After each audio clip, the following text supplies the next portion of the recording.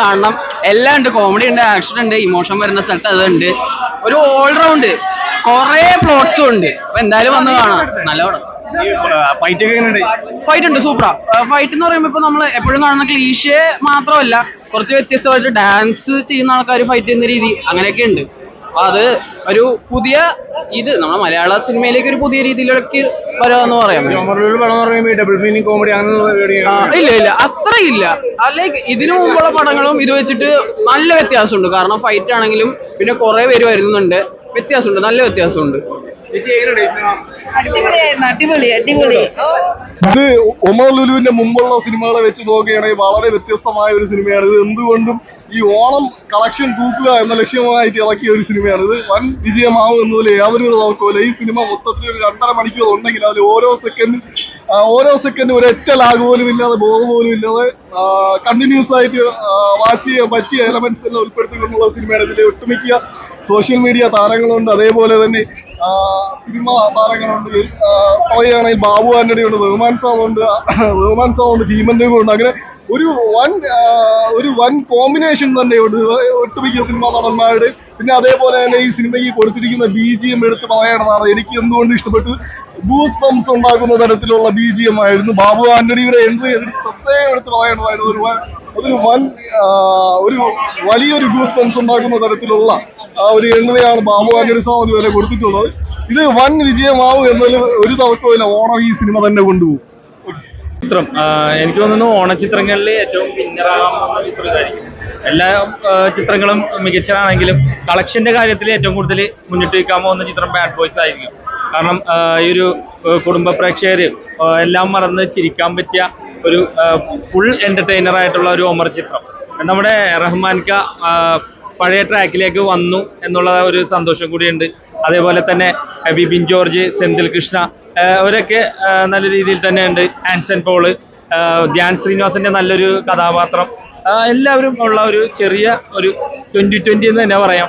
തീർച്ചയായിട്ടും ഈ ഒരു ചിത്രം ഓണച്ചിത്രങ്ങളിൽ ഒരുപാട് കളക്ഷൻ നേടുന്നുള്ള കാര്യത്തിൽ ഒട്ടും ഡൗട്ടില്ല. എനിക്ക് തോന്നുന്നു 100 കോടി ക്ലബിലേക്ക് കയറും എന്നുള്ള കാര്യത്തിൽ ഡൗട്ടില്ല.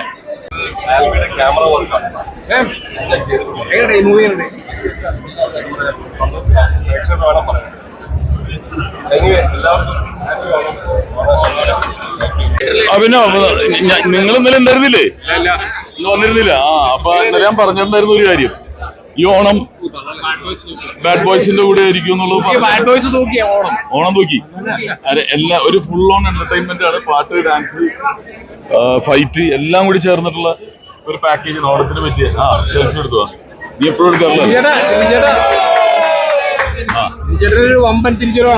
തിരിച്ചു വരാൻ ഞാൻ ഇവിടെ തന്നെ ഉണ്ടാവാറില്ലല്ലോ. എവിടെ തിരിച്ചു?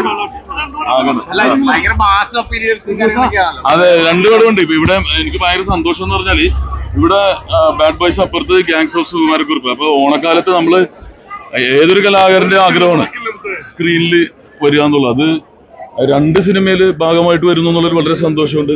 2നും നല്ല അഭിപ്രായമാണ്. നല്ലതിന് എല്ലാവരും തിയേറ്ററിൽ പോയിട്ട്, അതായത് ഈ ഓണത്തിന് പറ്റിയ പാക്കേജ് ബാഡ് ബോയ്സ് എന്നുള്ളതിൽ യാതൊരു സംശയമില്ല. അപ്പൊ അത് തിയേറ്ററിൽ തന്നെ എക്സ്പീരിയൻസ് ചെയ്യുക. ഓക്കെ,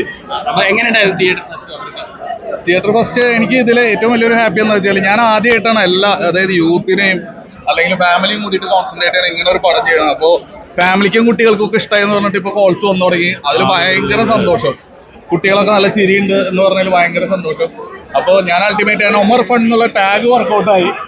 അതിന്റെ കൂടെ ഇടിയും പരിപാടിയൊക്കെ ഇട്ട് അങ്ങനെ നല്ല ഭയങ്കര റെസ്പോൺസ് കിട്ടിക്കൊണ്ടിരിക്കുകയാണ്. അതായത് എല്ലാവർക്കും ഒന്ന് ഹാപ്പി. റഹ്മാൻ സാറിന്റെ തലമുറ, ശങ്കർ സാറിന്റെ തലമുറ, ബാബു ആന്റണിയുടെ തലമുറ, പുതിയ ധ്യാൻ ശ്രീനിവാസന്റെ തലമുറ. അപ്പൊ ഓൾ ജൻ ആയിട്ടുള്ള ഒരു സിനിമ ഓണത്തിന് ഇത് തന്നെയാണ്.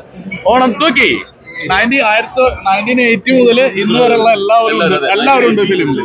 2024 വരെ ഉള്ള എല്ലാവരും ഉണ്ട്. അപ്പൊ ഓണത്തിന് ഒരു പുതിയ തലമുറയും പഴയ തലമുറയും എല്ലാം പറ്റിയ ഒരു നൊസ്റ്റാൾജിക് സിനിമയായിട്ട് ഇത് മാറട്ടെ എന്ന് ഞങ്ങൾ പ്രാർത്ഥിക്കുന്നു. നമ്മുടെ റിവ്യൂ ആൾക്കാരുടെ ഇടയിൽ നിന്നുള്ള ആൾക്കാർക്ക് ചാൻസ് കൊടുത്തിട്ടുണ്ട് മേജർ. അപ്പൊ ഇത് ഇങ്ങനെയുള്ള സോഷ്യൽ മീഡിയയിലുള്ള ആൾക്കാർ എപ്പോഴും എങ്ങനെയാണ് ചാൻസ് കൊടുക്കാനുള്ള ധൈര്യം എങ്ങനെയാണ് വരുന്നത്? ഇവര് പെർഫോം ചെയ്യുമോ? അങ്ങനെയുള്ള ഒരു പേജ് അല്ല, ഇവര് പെർഫോം ചെയ്യുന്നത് മാത്രമല്ല, നമ്മൾ ഈ സോഷ്യൽ മീഡിയ ആളുകൾ എടുക്കുമ്പോൾ ചിലപ്പോൾ ഇത് നമ്മുടെ പടത്തിന് ട്രോളായിട്ടും വരാം. അത് നമ്മൾ എടുക്കുന്ന ഒരു റിസ്ക് ആണ്. പക്ഷെ നിങ്ങൾ കണ്ടില്ലേ